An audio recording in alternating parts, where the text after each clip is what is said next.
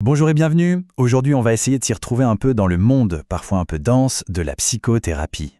L'objectif, c'est simple, y voir plus clair parmi les grandes approches, pour mieux comprendre comment tout ça fonctionne.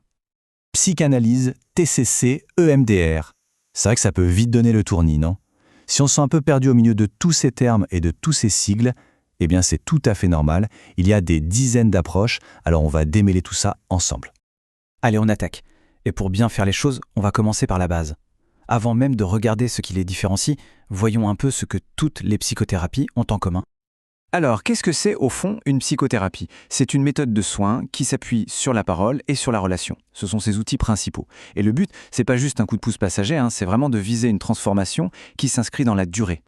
Bon, pour qu'on puisse parler d'une vraie psychothérapie, reconnue comme telle, il faut qu'elle repose sur 3 piliers. C'est un peu comme les fondations d'une maison. D'abord, il faut une relation de confiance. Ensuite, un modèle, c'est-à-dire une explication sur comment le changement peut se produire. Et enfin, une théorie sur la façon dont l'esprit humain fonctionne.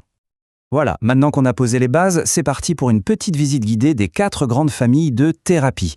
Imaginez que chacune propose une carte différente pour explorer le même territoire, celui de notre psyché. On commence avec la première, la plus connue peut-être, l'approche psychanalytique. Pour bien comprendre, on peut l'imaginer comme une sorte d'archéologie de l'esprit.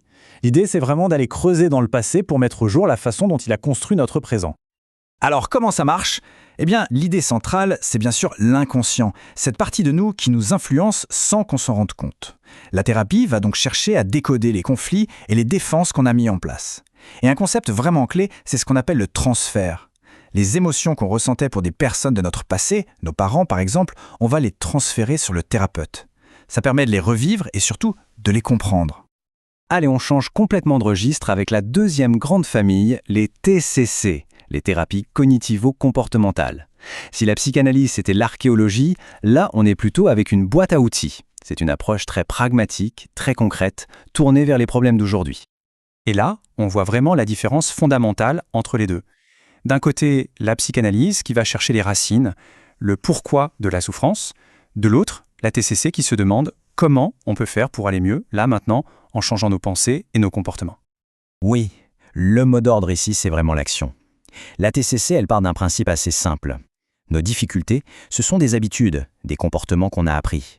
Le but de la thérapie, c'est donc d'identifier les pensées qui nous bloquent, de les modifier, avec des exercices très concrets pour avoir un résultat qu'on peut observer rapidement. Troisième grande approche, la systémique. Et là, attention, on change complètement de point de vue. On dézoome, en quelque sorte.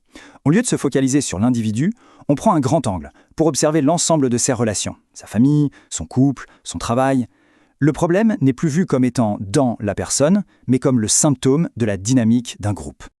Et on termine notre tour d'horizon avec la 4e grande famille, l'approche humaniste.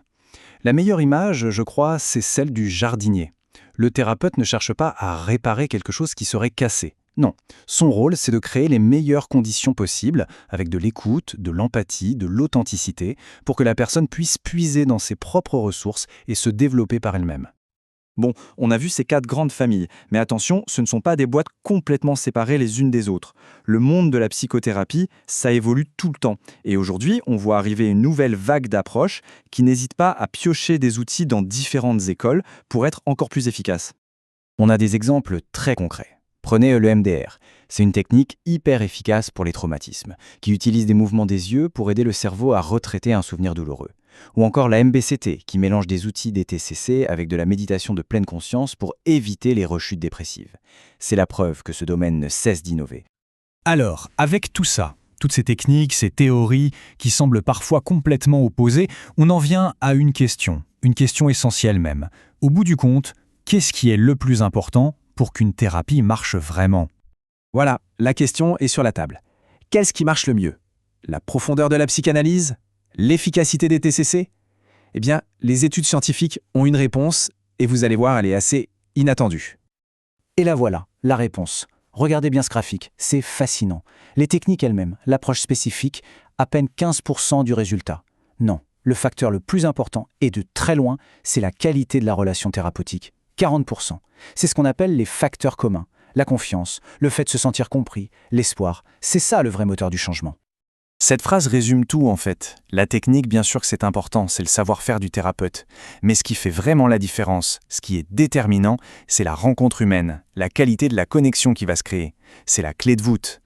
D'accord, mais alors concrètement, comment on fait pour choisir? Comment on trouve la bonne approche, le bon chemin pour soi, avec toutes ces informations? Ce tableau, il peut donner quelques indications générales. Attention, ce sont des pistes, pas des règles gravées dans le marbre. Pour des conflits internes anciens, par exemple, plusieurs approches peuvent fonctionner. Pour des difficultés plus intenses, comme une grande instabilité émotionnelle, des thérapies plus structurées sont souvent conseillées. Et évidemment, en cas de traumatisme, des approches spécialisées comme l'EMDR sont souvent très indiquées. Et c'est ça le message le plus important à retenir. L'idée, ce n'est pas de mettre les thérapies en compétition, de chercher la meilleure dans l'absolu. Ce temps-là est révolu. En fait, il faut les voir comme des outils différents qui ne travaillent pas au même niveau. Une TCC peut aider à calmer une angoisse qui paralyse, ce qui va ensuite permettre un travail plus en profondeur sur la personnalité avec une approche psychanalytique. Une thérapie humaniste va aider à retrouver du sens, pendant que la systémique va s'occuper de réparer les liens. Elles se complètent. Et on va finir là-dessus. Finalement, l'objectif n'est peut-être pas tant de chercher la thérapie parfaite que de trouver la bonne personne, la bonne connexion. Chercher un thérapeute avec qui on sent qu'une alliance, qu'une confiance solide va pouvoir se construire. C'est peut-être ça, en fin de compte, le véritable point de départ.